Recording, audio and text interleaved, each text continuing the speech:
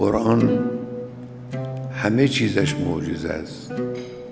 لفظ قرآن معجزه است، نظم قرآن معجزه است، مفاهیم قرآن معجزه است، خبر قرآن از گذشته و آینده معجزه است،